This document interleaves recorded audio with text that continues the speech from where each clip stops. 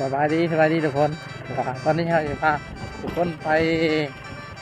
เบิ่งหมู่บ้านหนองแวงเมืองจำพรแขวงสวรรณเขตก็คือเป็นหมู่บ้านหนึ่งที่ว่าอยู่ผู้เดียวอยู่กลางตรงไห่ตรงหน้าผมคือพี่น้องเห็นเป็นหมู่บ้านเดียวที่อยู่ในกลางตรงไห่ตรงหน้าเลยโอ้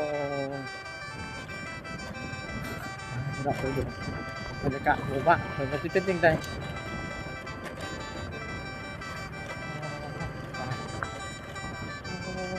ผ่านหนองแวง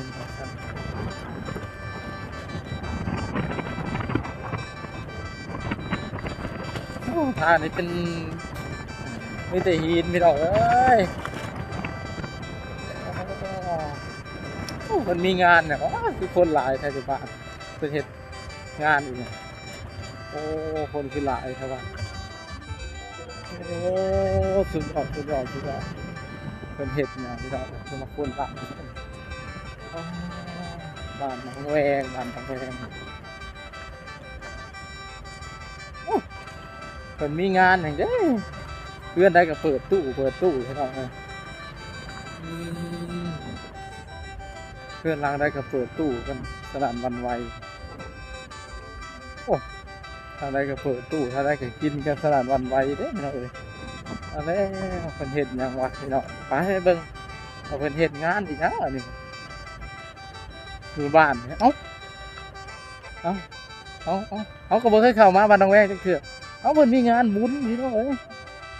โอ้เพิ่นมีงานบุญแต่เพิ่นมีงานบุญเลยเนาะนี่โอ้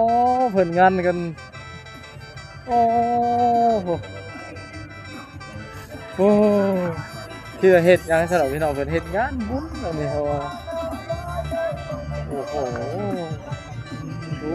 สุดยอดเลยนึกว่าเพิ่นเฮ็ดงานอีหยังเด้ว่ะโอ้น้องพี่น้องโอ้เพิ่นเฮ็ดงานบุญไปพี่น้องอันนี้โอ้เราคิดว่าเพิ่นบ่ได้เฮ็ดหยังซะดอกพวกคนคือหลายแท้ว่าแปลกอยู่มา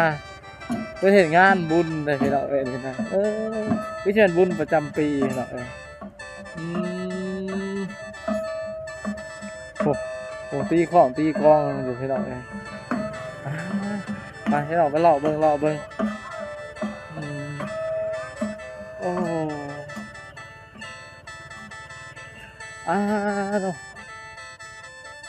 โอ้ท่านนี้ก็มีหมอลำอีกบ้านนี่พี่น้องเอ้ยท่านนี้ก็มีหมอลำดอกผ้าเผ็ดโศกใส่ว่าซั่น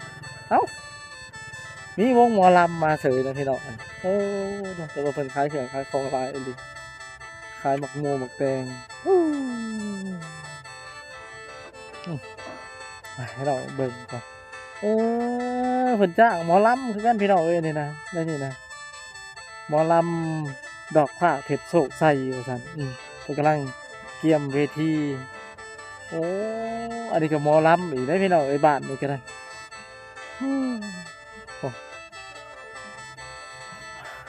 คิดว่าเพิ่นบ่ได้จัดงานหยังซะดอกสุดท้ายแล้วเพิ่นเฮ็ดหมอลำเพิ่นจ้างหมอลำเพิ่นเฮ็ดบุญว่าซี่ซะเวทีเพิ่นนี่ก็ตั้งซะนี่เลยเนาะโอ้สุดยอดอันนี้เป็นเวทีหมอลำเพิ่นแก่มาเอารถ6 ล้อนะเอารถ6 ล้อแก่มา2 คันอันนี้คือจะเป็นเวทีวิสิบใหญ่มาได้พี่น้องอันนี้เนาะอันนี้เปิดขายถ้วยบงโอซามพี่น้องน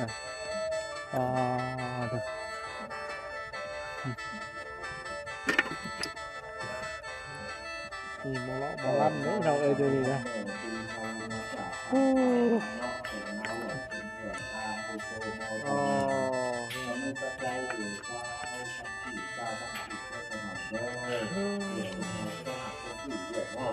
คิดว่าเพิ่นบ่ได้เฮ็ดหยังซะดอกในงานบุญคือว่าในบ้านเลยเห็นนะจริงๆแล้วเพิ่นเฮ็ดงานบุญเพิ่นคิดว่าเพิ่นบ่ได้เฮ็ดหยัง คือคนหลายแท้นะโอ้คนจ้างหมอลำมาเนาะพี่น้องเนาะในวงมาในงานบุญบ้านเพิ่นโอ้เพิ่นน่ะหมอลำดอกผ้าเพชรโชคชัยโอ้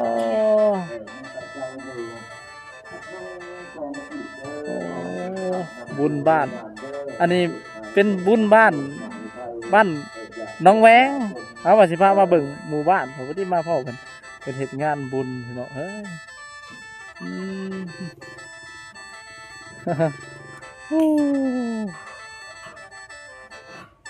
โอ้ยเนาะนี่เวทีเพิ่นฮักเอามาอันนี้แล้วยังบ่เห็นสุดเครื่องเสียงเพิ่นที่ใส่เนาะอยู่ตู้อยู่รถหลังคันนั้นโอ้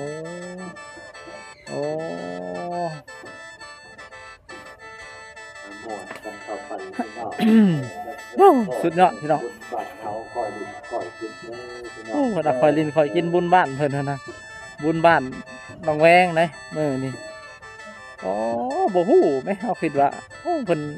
เฮ็ดหยังหั่นนะพี่น้องเฮาคิดว่าเพิ่นเฮ็ดสิซังกันอันคนคือหลายซะดอกมาสุดท้ายก็เพิ่นเฮ็ดงานบุญพี่น้องโอ้บ่แซ่บนะบ่สาวหมอลำบ่หรือว่าจังได๋คือมันมีแต่ผมงามแท้พี่น้อง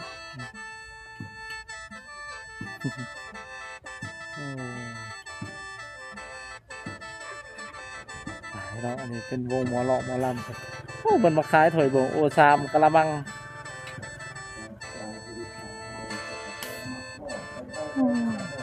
พี่น้องอันนี้ก็โอ้ขัดเวทีกันใหญ่เติมอยู่พี่น้องผมเวทีไปก็ได้ทีมงานหมอลำคือที่มันบ่มีบังไฟอย่างเนาะเนาะคือจะเป็นบุญละบุญประจำปีละนะที่เราแต่บ่ได้มีบังพื้นบังไฟพอบ่เห็นบังไฟไหมปกติเราสิเห็นบังพื้นบังไฟเพราะก็แม่นว่ามีนี่เด้พี่น้องนี่โอ้เพิ่นว่าล่ำเรื่องต่อกรคณะดอกผ้าเพชรโชคชัยโอ้ติมมาดาราศิลป์ดอกอ้อเพชรภูไทยพระเอกกิ่งแก้วพาเพลินโอ้แต่เสียดายเพิ่นแรงเขาบ่ได้มาเบิ่งพี่น้องเสียดายเลยโอ้โหทางทีมงานมาหลอกมาลำผมกำลังทางหากาเกียมตั้งเวทีไปให้เบิ่งหมู่บ้านเพิ่นก็บ่อันนั้นแหละเนาะพี่น้องเนาะเพิ่นเป็นงานเด้เพิ่นเป็นงานบุญคนก็สิอึ้นเหมือนกันนี่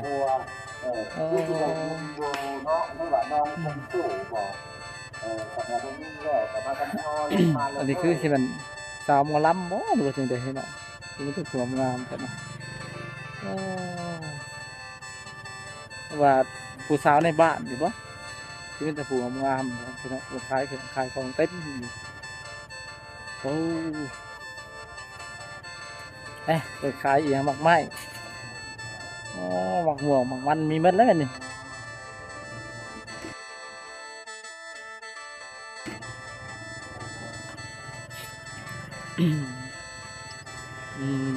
โอ้ไข่ลูกไข่หลานมีเม็ดแล้วทุกคนสุดยอดเลยสุดยอดโอ้โหอันนี้เป็นหมู่บ้านเพิ่นบ้านหนองแวงเมืองจำพรเพิ่นว่าเขามาเมื่อนี้บางคนหลายเนี่ยเพราะว่าเป็นงานบุญบ้านเพิ่นว่ามีคนหลายแต่ว่าบ้านเนี่ยเป็นหมู่บ้านใหญ่แล้วจะค่อยคิดว่าบ้านหนองแวงเป็นหมู่บ้านโบใหญ่เดี๋ยวตามที่ว่าค่อยคิดนะแต่ที่จริงแล้วว่าคำเอาเบิ่งแทบเป็นหมู่บ้านบักใหญ่โดยที่น้องนะเพื่อนเขาก็มีแต่หลังใหญ่ๆพี่น้องโอเค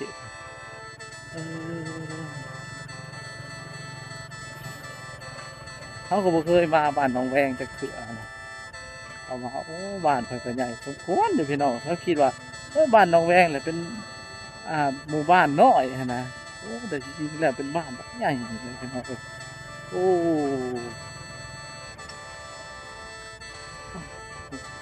มันมีหมอลำเฉยพี่น้องคิดว่าบ่มีหมอเลาะหมอลำอันนี้เป็นโรงเรียนเพิ่นติพี่น้องอันนี้โอ้ยคือสิแม่นโรงเรียนประถมนี่แหละเออ